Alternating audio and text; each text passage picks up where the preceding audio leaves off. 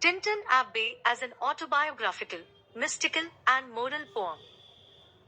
Lines composed a few miles above Tintin Abbey is one of the best poems written by William Wordsworth, showing his spiritual growth and his great love for his sister Dorothy in powerful blank verse. On revisiting the banks of the Wye 5 years after his first visit, the poet finds that he has visited the place, he enjoyed the sights and sounds of nature with his senses.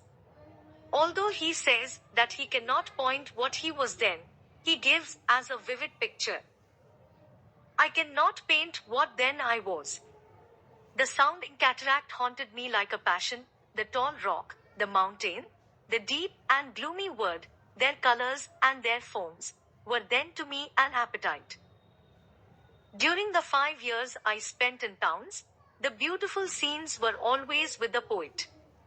In the midst of the din of towns and cities, he owed to those scenes sweet sensation in hours of weariness, felt in the blood, and felt along the heart, and passing even into my purer mind, with tranquil restoration. Besides this, another gift of a more sublime nature was received by the poet. It was a trance-like nature, that serene and blessed mood, in which the affections gently lead us on until the breath of this corporeal frame, and even the motion of our human blood almost suspended, we are laid asleep in body, and become a linking soul. During these 5 years the poet heard quite often the still sad music of humanity, and so he has learned to look at nature differently. He has now an elevated thoughts of same thing far more deeply interfused to wrote. And I have felt a presence that disturbs me with joy of elevated thoughts, a sense sublime noise a welling is in light of setting.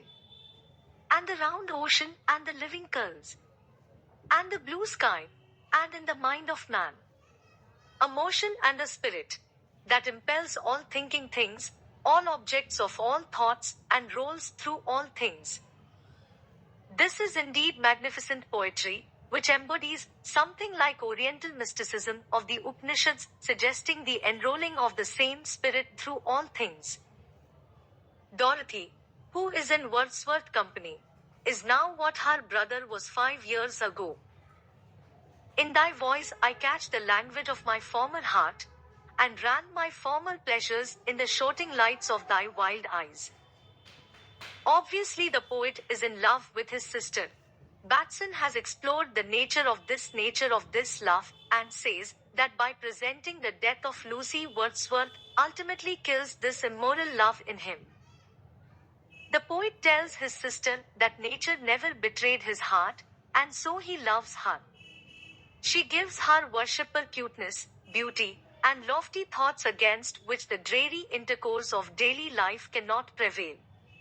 He then expects that after his death, Dorothy will remember how she stood with her brother on the bank of the Wye, and enjoyed the sights and sounds of nature.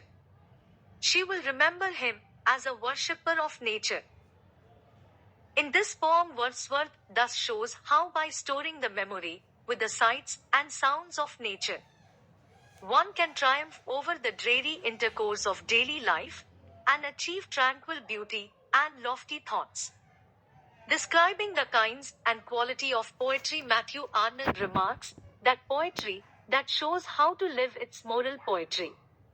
So, lines composed a few miles above Tintin Abbey is not only of autobiographical and mystical significance, but also of great moral value.